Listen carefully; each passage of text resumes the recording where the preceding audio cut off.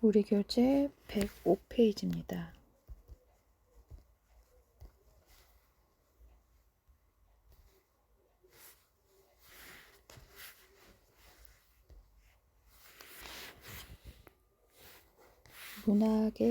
유아문학의 장르이고요.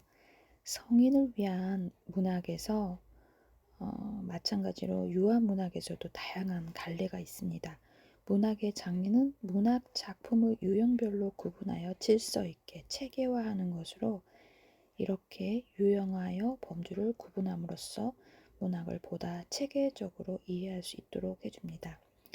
프랑스어로 장르는 생물학에서의 종을 구분할 때 쓰이는 표현입니다. 동식물의 공통적 특성과 상이성에 따라 종을 구분하듯이 문학에서의 장르는 문학의 특성을 어떤 동일한 기준에 따라 분류하기 위해 차용된 것이라고 볼 수 있습니다. 문학의 장르를 구별하는 기준은 언어의 형태에 따라 리듬감이 없는 산문 문학과 언어에 리듬감을 부여하여 정서적, 감상적인 효과를 가져오는 운문 문학으로 구별되고 저자의 유무와 전달 방식에 따라서 구비 전순 문학과 창작 기록 문학으로 구별됩니다.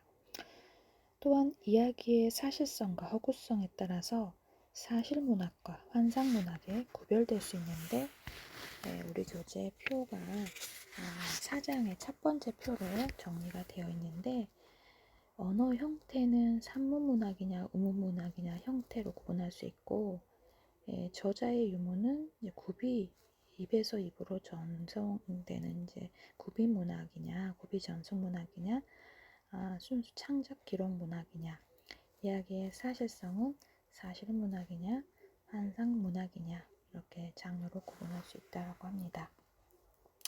이러한 문학의 분류 기준을 참고로 유아문학도 다양한 학자에 의해 분류됩니다. 러셀은 유아문학을 유아기 책, 그림 이야기 책, 전순문학, 시, 환상문학, 사실문학, 전기 정보 제공책을 다 나누었고 서덜랜드는 그림책, 전순문학, 근대 환상문학, 근대 사실동화, 시, 역사동화, 전기, 지식정보책으로 분류하게 됩니다. 김현희와 박상희는 유아문학을 크게 산문과 운문으로 나누고 이를 전속문학과 창작문학으로 구분하여 세분화하게 됩니다. 이들은 전속문학 속에 민담, 신화 및 전설, 우화, 전래동화를 포함시켰고 창작문학 속에서 환상문학, 사실문학, 정보 그림책의 동요, 동시를 포함시키게 됩니다. 사실문학에는 사실동화, 역사동화, 전기를 포함시켰고 환상문학에는 환상동화와 공상과학동화가 들어있습니다. 이 중에서 동요 동시와 전래동요는 운문문학으로서 따로 분류하게 됩니다. 이러한 유아문학의 분류 기준을 참고하여 여기서는 유아문학의 장르를 옛이야기 그림책, 동요 동시 그림책, 환상 그림책, 사실 그림책, 정보 그림책, 글없는 그림책으로 분류하게 됩니다. 이를 도식으로 나타내는 그림 4장의 첫 번째 유아문학의 종류. 그래서 옛 이야기 그림책은 신화냐 우화냐 민화냐, 동요 동시 그림책은 전래냐 창작 동요냐, 환상 그림책이냐 사실 그림책이냐, 정보를 전달하는 그림책이냐 글없는 그림책이냐 이렇게 구분될 수 있다고 해요. 그 첫 번째 옛 그림에 대한 그림책을 살펴보겠습니다. 옛 이야기 그림책은 국문학에서는 구비문학, 전순문학이라고 분류되는 문학의 한 갈래이고 유아문학에서는 기록되지 않고 입에서 입으로 전해 내려오다가 최근에 출판된 종류의 문학을 통칭한다고 합니다. 옛 이야기는 오랜 세월 동안 사람들의 기억에 의존하여 구전되어 내려왔기 때문에 지역마다 서로 다른 내용과 결말을 가져오기도 하지요. 최운식 김기창 선생님께서 이러한 전속문학의 특징을 정리하셨는데 그 첫 번째 전속문학은 말로 된 문학이다. 이는 말소리로 존재하고 말로 전해져서 기록되지 않은 채 보존된 문학이라는 의미이고요. 따라서 시공을 초월한 보존은 불가능하며 말의 특성상 이야기 내용에 가감이 있을 수밖에 없는 성격을 갖게 됩니다. 둘째는 전승문학은 구현되는 문학이다라는 것이지요. 사람의 입을 통해 표현되는 형식을 갖기 때문에 표정과 몸짓이 수반되는 음성적 표현의 성격을 갖게 됩니다. 세 번째는 전승문학은 공동작의 문학이라고 할 수 있습니다. 전승문학은 오랜 시간을 거쳐 여러 사람의 기억에 의존하여 입에서 입으로 전해 내려오는 특성을 갖기 때문에 시대적 특성이나 개인적 취향에 따라 다양하게 변화되게 마련됩니다. 따라서 전승문학의 근원은 수많은 숨은 작가에서 찾을 수 있고요. 넷째, 전승문학은 단순하며 보편적인 문학이지요. 오랫동안 여러 사람의 기억을 통해 사라지지 않고 전승되었다는 점은 문학의 형식이나 구조 면에서 단순했기 때문에 가능한 것이라고 볼 수 있습니다. 시대적 차이에도 불구하고 인간의 본질적 속성을 담아내는 보편적 특성이 있기에 가능한 것이지요. 다섯 번째, 전승문학은 민중적이고 민족적인 문학이라고 해요.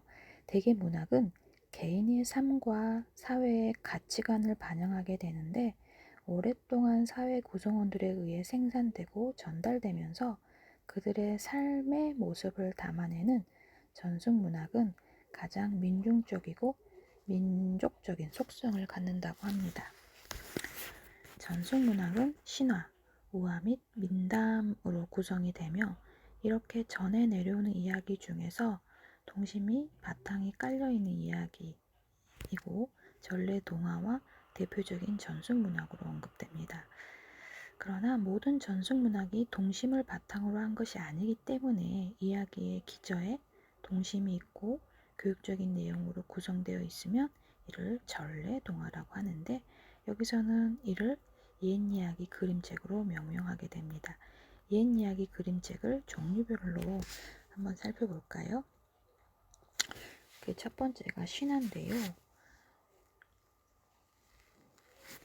신화는 신성시되는 이야기이지요. 현실에서 흔히 일어나지 않는 위대하고 숭고하며 특이한 내용이 포함되어 있습니다. 예를 들어 알에서 태어나거나 부모에게 버림받아 짐승의 보호를 통해 성장한다거나 현실적으로 불가능한 시련을 극복하기 위하여 승리를 거두는 등의 비현실적인 요소를 갖는 것이 일반적입니다. 단군 신화에서 등장하는 호랑이와 고무 이야기는 이러한 신화적 요소를 전형적으로 갖고 있습니다. 100일 동안 쑥과 마늘을 먹었다는 이야기 설정과 그러한 인내의 결과로 사람이 되었다는 결말은 신화를 통해 인간 행위의 규범이나 당위를 설정하는 기준이 되기도 합니다. 우화가 단순한 구조를 갖는 데 비해 신화는 더 복잡하며 존재의 근원에 대한 문제를 매우 상징적으로 묘사하는 경우가 대부분입니다. 생명의 기원이나 천지창조의 시발점, 우주의 현상, 혹은 인류 문명의 기원, 종교나 사회 간섭의 기원에 대한 역사적 조망을 다루고 있습니다. 흔히 왜 이야기라고 칭해지는 푸르쿠아들이 그 예라고 해요. 이러한 신화는 인간의 삶 속에서 필연적이고 당면하게 되는 여러 가지 종류의 고통, 그 고통이 뭐가 있을까요? 질병, 죽음, 이별, 불행. 이런 고통에 대처하는 데 도움을 주기도 합니다. 왜냐하면 과학적, 논리적으로 설명할 수 없는 불가사의한 신성불가침의 영역을 다루고 있기 때문입니다. 인간의 힘으로 해결할 수 없는 문제들에 대해 자연이나 신의 뜻으로 순종하고 받아들이도록 하는 역할을 하기도 한다는 것이지요. 신화의 특성을 문학적 요소별로 살펴보면 우선 등장인물은 구수가 적고 신적인 존재들이고 단군 신화를 예로 든다면 환웅이나 웅녀 사이에 태어난 단군을 찾아볼 수 있습니다. 신화의 줄거리는 하나이거나 아주 단순한 사건으로 이루어져 있으며 시간적, 공간적 배경도 단순하고 피상적입니다. 예를 들면 그냥 옛날 적에 세상이 처음 생겨날 때처럼 불특정한 시간과 공간에 대한 설정으로 미스터리한 요소를 갖게 됩니다. 반면 신화의 주제는 광범위하고 보편적이며 되게 엄숙하고 신비로운 면을 갖게 됩니다. 서덜랜드는 신화가 사고와 언어의 기원을 알려주기 때문에 유아에게 신화를 접할 기회를 많이 주어야 한다고 합니다. 영어의 어휘들 중에 크리스 로마 신화의 신들의 이름을 기원하는 용어로 많게 쓰고 있고, 천지 창조에 관한 이야기들은 세상의 기원을 알려주는 원천이 된다고 해요. 그리스 로마 신화 읽어보셨나요? 우리 교재 110페이지에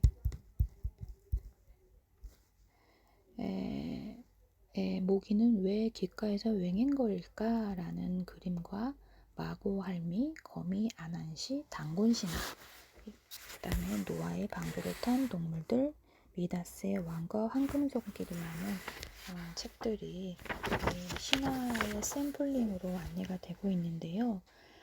모기는 왜 귓가에 웽웽거릴까? 아프리카의 정글에서 풍쟁이 모기 때문에 이구아나가 길을 막게 되고 비단뱀, 토끼, 까마귀, 원숭이에게 차례차례 영향을 주면서 아기 올빼미 한 마리가 죽게 됩니다. 슬픔에 빠진 엄마 올빼미가 해를 부르지 않아 정글의 어둠에 잠기게 된다는 이야기입니다.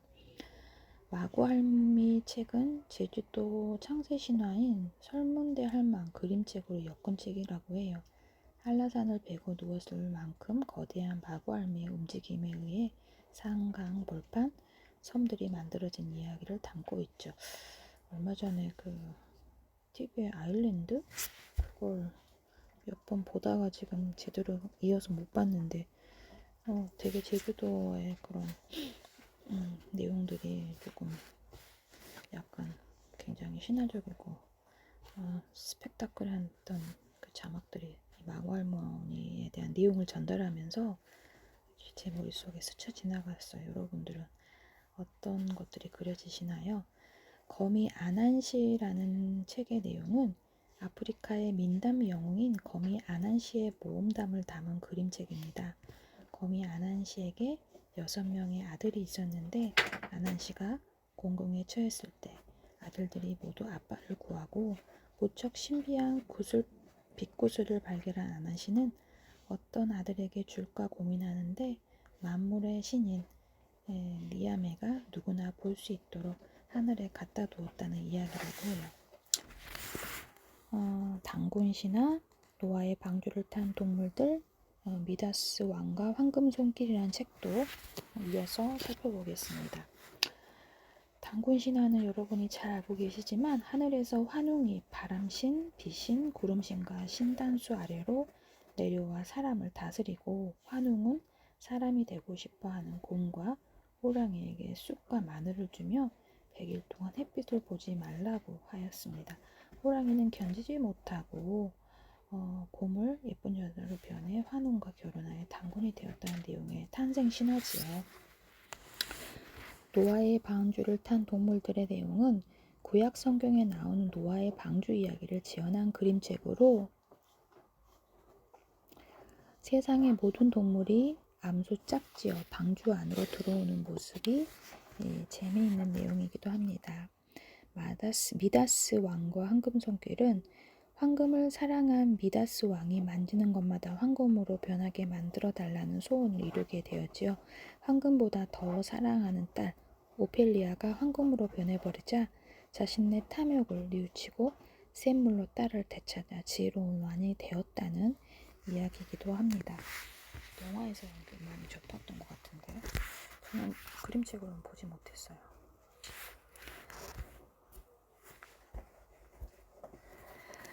두 번째 우화를 살펴볼게요.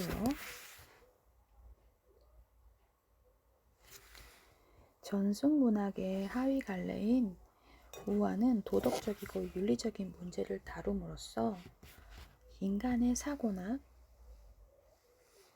태도에 영향을 주는 이야기입니다. 대개 동물이 주인공으로 등장하며 어떤 단순한 상황에서 보이는 동물의 행위를 통해서 인간의 삶에 필요한 도덕적, 교훈이나 설교적 메시지를 전달합니다.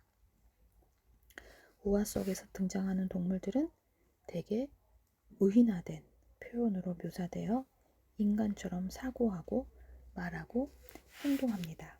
우화의 플롯은 단일한 사건을 중심으로 짧고 간결하게 구성되어 있고 시간적, 공간적 배경도 세부적이지 않으며 기승전결의 과정도 구체적이지 않은 특성을 갖게 됩니다. 우화의 주제는 세상을 살아가는 데 필요한 처세나 도덕적 가치를 담고 있기 때문에 다분히 비유적이고 교훈적이지요. 우화의 대표적인 예로는 그리스의 이솝 우화가 있고 중세에는 교과서로 사용된 적도 있으며 오늘날에는 세계 여러 나라의 언어로 번역되어 가장 널리 사랑받는 우화가 되게 됩니다. 대표적인 이야기로 여우와 두루미, 시골쥐와 서울쥐, 개미와 배짱이, 여우와 심포도, 또 토끼와 거북이, 바람과 햇님, 이렇게 알려진 프랑스의 라퐁텐 우화도 국내에 소개되고 있고 그 밖에 인도의 판차탄트라라는 책이 있다고 합니다. 그래서 김용택 선생님이 들려주는 이솝우화 50, 그래서 전 세계적으로 사랑받는 이솝우화를 섬진강 시인 김용택 시인이 엮은 책으로 햇님과 바람, 개미와 배짱이, 토끼와 거북이 50편이 실려 있다고 해요.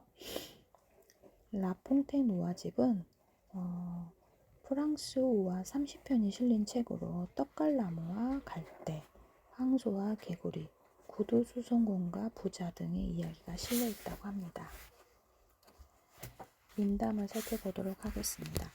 민담은 특정한 작가가 없이 널리 알려진 이야기나 소문과 같은 이야기로 정의되고 독일의 메르엔과 영국의 요정 이야기, 북유럽의 에베티렌, 김서정의 민담의 의미를 작은 이야기라고 적고 있고 일반적으로 인간의 보편적인 정서인 즐거움, 기쁨, 슬픔, 질투, 공포 등을 포함한 사회상을 담고 있고 친숙하고 호소력이 있어 유아가 접근하기에 매우 용이하다라는 부분이 있습니다.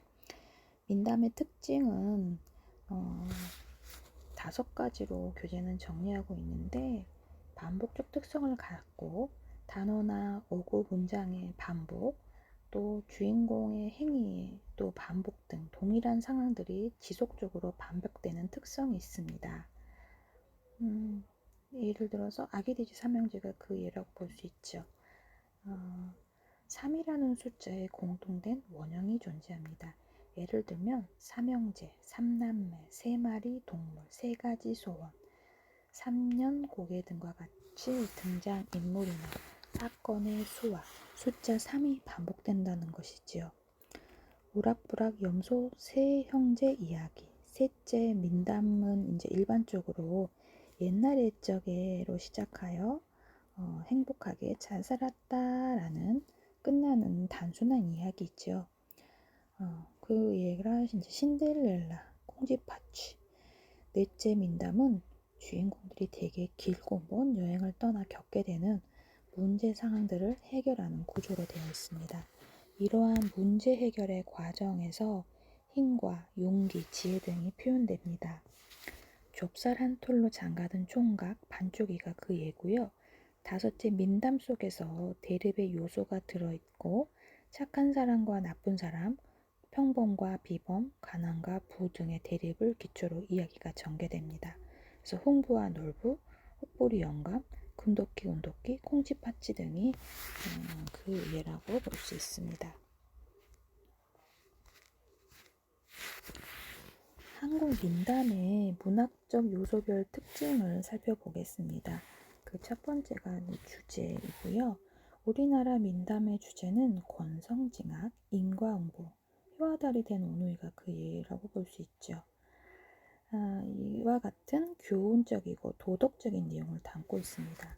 두 번째 플롯은 발달, 전개, 절정, 결말의 점진적인 플롯을 갖게 됩니다. 소두는 옛날 옛적에 땡땡이가 살았는데 와 같은 전형적인 표현과 오래오래 행복하게 살았대요 라는 식의 결말을 가지며 대립과 반복의 형식을 갖게 됩니다. 선과 악의 대립, 힘과 꾀의 대립, 미와 추의 대립의 구조를 가지며 동일한 사건의 반복이나 누적적 반복이 일반적입니다. 진행의 형식은 시간의 흐름에 따라 이야기가 진행되는 단성적 형식, 누적적 형식이 있고요. 이러한 종류의 이야기 구조는 중간 이야기를 생략하면 이해되지 않습니다. 연쇄적 형식은 인간관계가 없는 반복을 보이는 이야기 구조로 어느 한 가지를 빼도 인과관계가 성립됩니다. 예로는 강물에 빠진 호랑이가 있고, 희귀적 형식은 비슷한 방식이 반복되다가 다시 처음 원점으로 돌아가는 형식으로 사익감을 찾아 나선 두더지와 같은 이야기를 전형적인 예라고 볼 수 있습니다.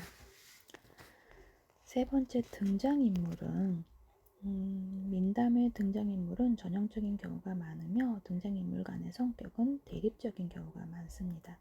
착하거나 악하거나 아주 예쁘거나 못생겼거나 극히 부자이거나 가난뱅이거나 똑똑하거나 어리석거나 하는 대립된 성격의 등장인물이 나오며, 이러한 인물들의 또한 다분히 고정관념적인 전형성을 갖게 됩니다. 계모는 반드시 사악하고 악당은 어딘가 한 군데 장애를 가지고 있거나 모든 왕자와 공주는 잘생겼고 바보는 되게 키도 작고 못생겼다는 식이지요. 우리나라 민담의 경우는 여성보다는 남성이, 어린이보다는 어른이 주인공이 되는 과부정적인 문화적 배경을 보이고 있습니다. 우리나라 민담에는 초자연적 존재와 동물이 많이 등장하는데 가장 많이 등장하는 동물은 단연 호랑이입니다. 호랑이는 힘과 권력의 상징으로 민담의 주 대상인 약한 백성의 잠재적 의식을 보여준다는 것을 볼 수 있습니다. 배경을 살펴볼까요? 민담의 시간적, 공간적 배경은 되게 구체적이지 않은 것이 특징이고 사건의 전개에 큰 영향을 미치지 않는 형태로 소설되어 있습니다. 예를 들어 옛날 옛적 호랑이가 담배 피던 시절에 산골 어느 마을에와 같이 두루뭉술하게 표현되어 있습니다. 민담의 교육적 의의는 첫째, 민담은 바람직한 인성을 형성하는 데 도움이 되고, 또 민담은 주제가 권선징악적이고 도덕적이고 교훈적인 경우가 대부분이기 때문에 이야기를 통해 착하게 살면 복을 받고 정직하고 성실하게 다른 사람에게 덕을 베풀어야 한다는 도덕적 가치를 심어주게 됩니다. 둘째는 민담은 전통 문화를 계승 발전시키고, 민담에는 우리 민족 고유의 풍속, 생활 양식, 사상, 신앙 등의 가치관이 내포되어 있어 이야기를 듣는 동안 자연스럽게 전통의 문화와 사고를 내면화하게 된다는 것입니다. 셋째, 민화는 유아의 욕구를 만족시켜주고 정서적인 안정에 대한 욕구, 사랑하고 사랑받는 욕구, 고난을 극복하고자 하는 욕구, 원하는 것을 소유하고 싶은 욕구, 자아를 실현하고 싶은 욕구 등이 흥미있는 이야기를 통해 대리만족하게 된다는 것이지요. 동요 동시 그림책은 유아는 태어나면서부터 엄마가 들려주는 자장가를 들으면서 잠이 듭니다. 흔히 아기를 어르거나 옹알이 상대를 해줄 때에도 엄마는 리드미컬한 이야기를 들려줍니다. 짧은 문장이 운율을 가지고 반복됨을 일으키며 그 자체가 하나의 시가 되고 음악이 될 수 있습니다. 또한 시에 표현된 어휘는 함축적이며 리듬감을 가지고 있기 때문에 유아에게 언어를 가지고 놀이하는 유의적 요소와 신미감을 경험하게 해줍니다. 여기서는 전래동요, 동시와 창작동요, 동시의 특징을 살펴보고 그 교육적 의의와 양질의 동요 동시 그림책 선정 기준을 살펴볼 수 있지요. 전래동요 동시를 먼저 살펴보면 전래동요 동시의 특징. 전래동요는 고비 전승문학 특성상 유아의 놀이와 함께 세월을 타고 전해 내려왔기 때문에 대중의 구미에 맞도록 첨삭, 변형되는 특징을 갖습니다. 이러한 전래동요의 수집, 출판 작업은 현대화에서 이루어지며 대개 형식과 내용 면에서도 대중적이고 보편적인 동요들을 주 대상이 됩니다.